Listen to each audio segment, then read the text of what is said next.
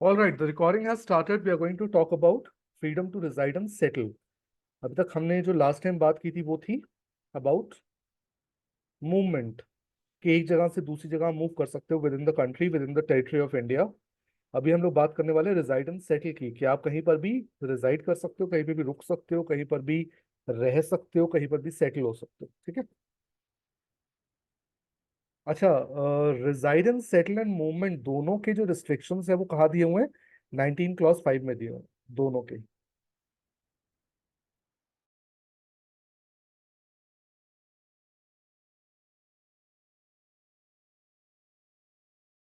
Okay. Every citizen of India has right to reside and settle in any part of the territory of India. कोई भी citizen कहीं पर भी resided कर सकता है, कहीं पर भी रह सकता है, कहीं पर भी सेटल हो सकता है with in the territory of India. Territory of India के अंदर कहीं पर भी रिजाइड या सेटल हो सकता है। However, under clause 5 of Article 19, reasonable restrictions may be imposed on this right by law in the interest of general public or for the protection of interest of any scheduled tribe.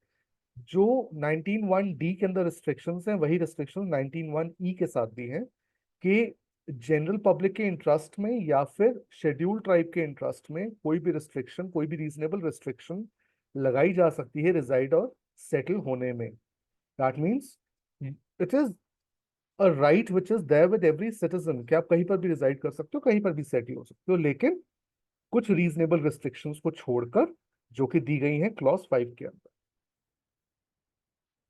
The object of clause is to remove internal barriers. ये हम लोग समझ चुके हैं कि internal barriers खत्म करने के लिए, कि India is one territory, India is one nation, and हर किसी के पास फ्रीडम है that you can stay anywhere. तो ये कहीं ना कहीं यूनिटी का आइडिया है कि it is one country, it is not states, it is just one nation that we are talking about. तो उसी वजह से we have 19(1)(d) and 19(1)(e). It is to be noted that the right to reside and right to move freely throughout the country are complementary and go together. That means जो right 19(1)(d) में है और जो right 19(1)(e) में है, they are almost similar. एक के अंदर आप कह रहे हैं हम कहीं भी जा सकते हो, कहीं से भी आ सकते हो, कहीं पर भी ट्रैवल कर सकते हो, दूसरा कह रहा है आप कहीं पर भी रिजाइड कर सकते हो, सेटल हो सकते हो। तो ये कहीं ना कहीं एक दूसरे के साथ कॉम्प्लीमेंट्री है, एक दूसरे के साथ मिले जुले राइट्स हैं ये हमारे। अब यहाँ पर वही यूपी वर्सेस कौशल्या केस है जो हम लोगों ने किया था लास्ट वाले में भी, मूवमेंट में भी, कि अगर कहीं पर भी इमोरल ट्रैफिकिंग को रोकने के लिए प्रोस्टिट्यूट्स को वहां से हटाया जाता है या फिर वहां पर रिजाइड नहीं करने दिया जाता, that is a reasonable restriction. Why is it a reasonable restriction? Because it is in favour of general public, कि जो डिजीजेस हैं या जो भी चीजें हैं वहां से वहां पर ना स्प्रेड हो, या फिर कोई भी ऐसा माहौल ना बने जो कि जनरल पब्लिक के लिए ठीक ना हो। And that is why if a prostitute is asked to leave an area, not allowed to live, then that is a reasonable restriction. Then we have Ibrahim Wazir versus State of Bombay. अब इसमें क्या हुआ था, ये बहुत ही एक अजीब सा केस है। इसमें था कि कोई भी इंसान जो इंडिया में बिना परमिट के आ जाए, ठीक है, या बिना वैलिड पासपोर्ट के इंडिया के अंदर एंटर करता है, तो ऑब्वियसली उसको वहां से रिमूव किया जाएगा, इंडिया से उसको डिपोर्ट किया जाएगा। तो यहाँ पर it starts like this, that section 7 of the influx from Pakistan control act 1946 empowered the central government to direct to removal from India of any person including an Indian citizen। अब यहाँ पर ये बात आती है कि अगर एक इंडियन सिटीजन भी let's say due to any circumstance किसी और कंट्री से अपने देश में वापस आता है, इंडियन सिटीजन है, अपने देश में वापस आता है, बट विदाउट परमिट आता है या विदाउट वैलिड पासपोर्ट आता है, या किसी ऐसी सिचुएशन में आता है that he has no other option but to come without a permit within his own country, without documents अगर वो एंटर करता है इंडिया में, तो उसको भी डिपोर्ट कर दिया जाएगा।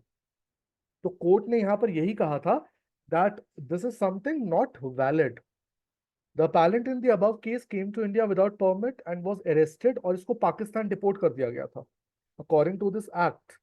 उसको पाकिस्तान डिपोर्ट कर दिया गया, वो पाकिस्तान से आया था, बिना परमिट के आया था, but actually he was an Indian citizen, right. तो कोर्ट ने कहा कि ये जो सेक्शन है, ये या ये जो एक्ट है, ये कहीं ना कहीं it is against this particular right.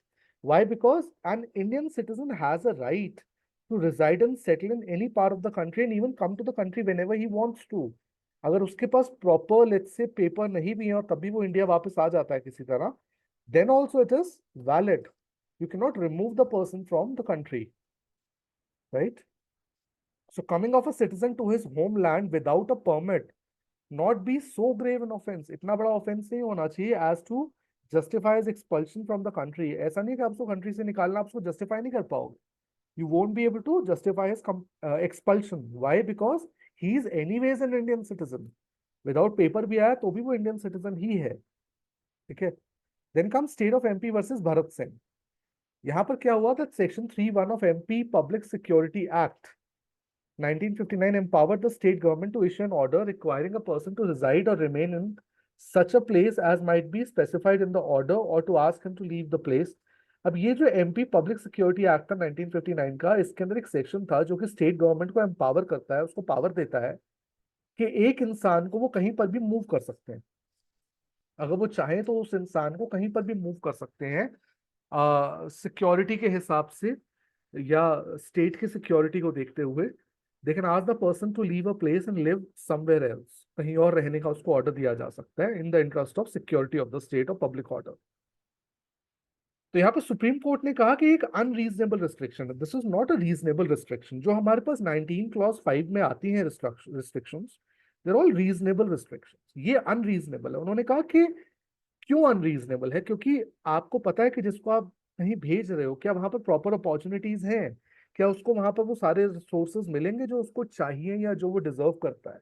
That was the question, right? तो उन्होंने इसको वॉइड कहा था that you can not just move a person anywhere you want to. It is an unreasonable restriction.